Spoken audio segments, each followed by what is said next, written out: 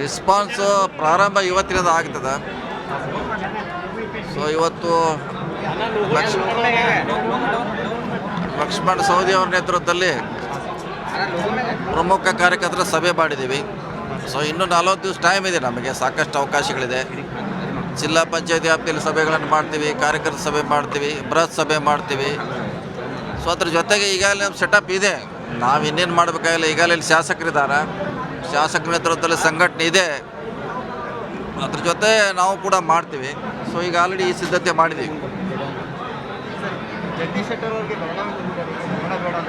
ಹಾಂ, ಇಲ್ಲ, ಅದು ಅವರ ಪಕ್ಷದ ಆಂತರಿಕ ವಿಚಾರ. ಅವ್ರು ಯಾರು ಕೊಡ್ತಾರೆ ಬಿಡ್ತಾರೆ ಅವ್ರಿಗೆ ಸಂಬಂಧಪಟ್ಟದ್ದು, ಅದಕ್ಕೂ ನಮಗೂ ಸಂಬಂಧ ಇಲ್ಲ. ನಮ್ಮ ಪಕ್ಷದ ಬಗ್ಗೆ ಅಷ್ಟೇ ಹೇಳಲಿಕ್ಕೆ ನಾವು ಇಚ್ಛೆ ಪಡ್ತೀವಿ.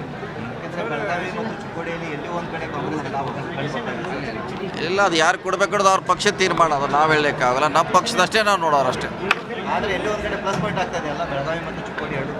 ಇದ್ದೇ ಇರ್ತಾರೆ, ರಾಜಕೀಯದಲ್ಲಿ ಪ್ರಯತ್ನ ಮಾಡಬೇಕಾಗುತ್ತೆ, ಸುಮ್ಮನೆ ಆಗೋಲ್ಲ. ಎಲ್ಲರೂ ಕೂಡ ಪ್ರಯತ್ನ ಮಾಡಿದಾಗ ಗೆಲ್ಲಲಿಕ್ಕೆ ಅವಕಾಶ ಇದೆ.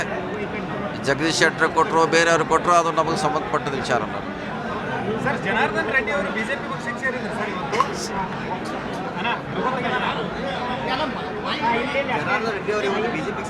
ಸೇರಿದಾರೆ, ಅವರು ಇಚ್ಛೆ ಅದು. ಅವ್ರು ಎಲ್ಲೇ ಸೇರ್ಬೋದು, ಸ್ವತಂತ್ರ ಇದ್ದಾರೆ. ಮಾಡಿದ್ರೆ ಅದೇನು, ಅವ್ರು ಆಗ ಸ್ವತಂತ್ರ ಇದ್ರು ಮಾಡಿದ್ರು. ಈಗ ಅಲ್ಲಿ ಪಕ್ಷ ಇಷ್ಟ ಇರ್ಬೋದು, ಅಲ್ಲಿ ಹೋಗ್ತಿದ್ದಾರೆ. ಅದು ಅವ್ರಿಗೆ ಬಿಟ್ಟಂಥ ವಿಚಾರ. ಸ್ವತಂತ್ರರವರು ಎಲ್ಲೇ ಹೋಗ್ಬೋದು. ಸರ್, ವೇದಿಕೆಯಲ್ಲಿ ಒಂದು ಮಾತು ಹೇಳಿದ್ರೆ ನೀವೀಗ ಲಕ್ಷ್ಮಣ್ ಸವದಿ ಅವರು ಸಾವಿರಾರು ಕೋಟಿ ಅನುದಾನಕ್ಕೆ ಬೇಡಿಕೆ ಇಟ್ಟಿದ್ದಾರೆ. ಕಾಂಗ್ರೆಸ್ ಪಕ್ಷ ಏನಾದರೂ ಗೆದ್ದು ಸಾಧಿಸಿದ್ರೆ ಅಷ್ಟೇ ಅನುದಾನ ಬಿಡುಗಡೆ ಆಗುತ್ತೆ ಎಂಬ ನಿಟ್ಟಿನಲ್ಲಿ ಮಾತಾಡಿದ್ದಾರೆ. ಇದು ಏನು, ಯಾವ ರೀತಿ ಅಂತ? ಇದೇ ನಮಗೇನು ಗೊಂದಲ ಇಲ್ಲ, ನಿಮಗೆ ಗೊಂದಲ ಆಗಿದೆ. ಈಗಾಗಲೇ ನಾವು ಈ ಚುನಾವಣೆಯಲ್ಲಿ 2,000 ಕೋಟಿ ಲಕ್ಷ್ಮಣ್ ಸವದಿ ತಂದಿದ್ದಾರೆ. ಸೊ ಮುಂದೆ ನಾವು ಗೆದ್ದರೆ ಇನ್ನೂ ಹೆಚ್ಚಿಗೆ ಅನುದಾನ ಪಡೀಲಿಕ್ಕೆ ನಮಗೆ ಕೇಳಲಿಕ್ಕೆ ಶಕ್ತಿ ಬರ್ತದೆ. ಸೊ ಗೊಂದಲ ಏನಿಲ್ಲ.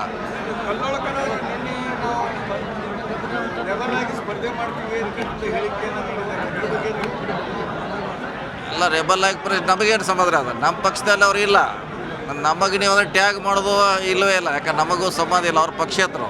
ನಮ್ಮ ಪಕ್ಷದಲ್ಲಿ ಇಲ್ಲ. ಅವ್ರು ಸ್ಪರ್ಧೆ ಮಾಡೋದು ಬಿಡೋದು ಅವ್ರಿಗೆ ಸಂಬಂಧಪಟ್ಟ ವಿಚಾರ. ನಮ್ಮ ಪಕ್ಷಕ್ಕೂ ಅದಕ್ಕೂ ಏನು ಸಂಬಂಧ ಇಲ್ಲ. ಓಕೆ.